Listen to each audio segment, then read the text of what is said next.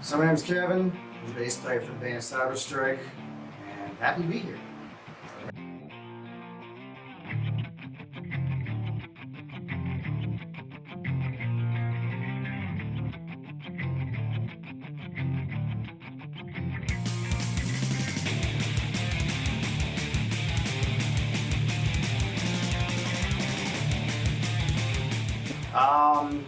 I got a late start. First, I enlisted in the Navy when I was 20. Did a bunch of schooling there, and then about a year into that, I was in my barracks room and pretty much gave myself an ultimatum to cope with the boredom.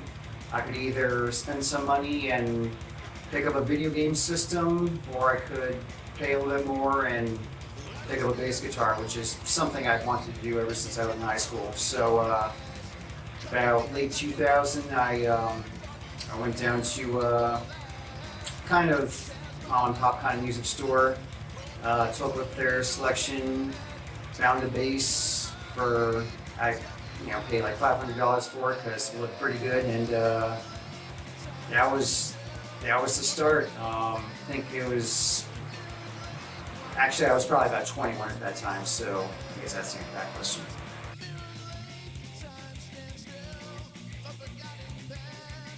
So when I was in Silverdale, Washington at a submarine base, I went down to the Ted Brown Music Company, and for $500, case included, I got this lovely Ibanez TR series, TR100, TRB 100.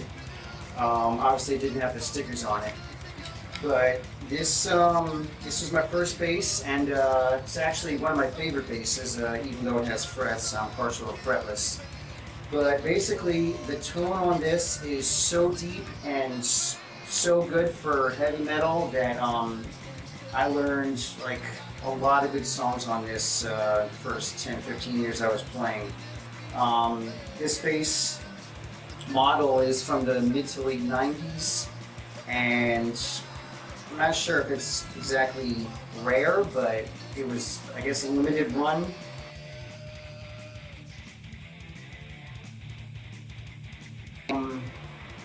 Got into Metallica and Pantera, say probably about 90, 91, Megadeth, Anthrax, like all the big thrash stuff. In New Jersey there were a lot of good music stores. So what we do is, we'd either get the CDs or the tapes, and then if I didn't have an album, I would make that copy onto a cassette, and I would just listen to it side A, side B, side A, side B. Occasionally I'd make my own mixes, but that's how I got into Anthrax. I remember a funny story. I think I was like 14 at the time, and I had gotten Attack of the Killer A's. And I was playing it for these kids, starting up a policy and all the obscene stuff, and I just thought it was hilarious.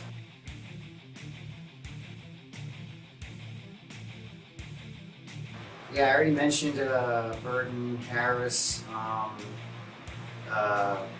Sean Beasley from Dying Fetus continues to blow my mind. He pretty much turns any bass into like its own guitar because he's pretty much doing everything a guitar would do. There's another there's a YouTube bassist, forget what his name is because he's Russian, but like his handle is like Insane Death Machine. He's in a bunch of Russian bands, and like he'll do these playthroughs of just like Origin and just like all these like super heavy technical bands, and just like just watching how he just like tap dances away around a fretboard is just like mind blowing. So hopefully one day I can do that.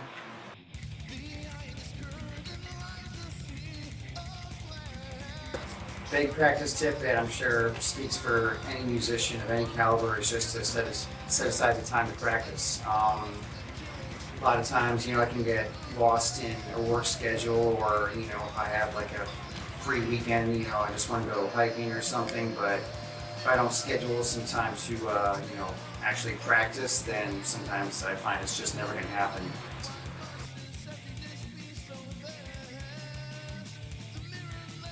Alright, so like I may or may not have mentioned before, I'm a big fan of fretless basses. I've been partial to Warwick for a while. This is my second fretless Warwick bass.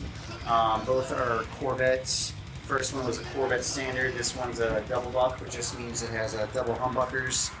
So this is my Fender Rumble 350 for 350 watts of power for any size stage. But here I've got it for practice, and then for other performances I've got this Galleon Kruger set up. For the head I've got an 1001 RB. When I'm using both cabs, two 4x12s, it's putting out like 700, 750 watts. But in my cab anyway, it's all coming out of the head.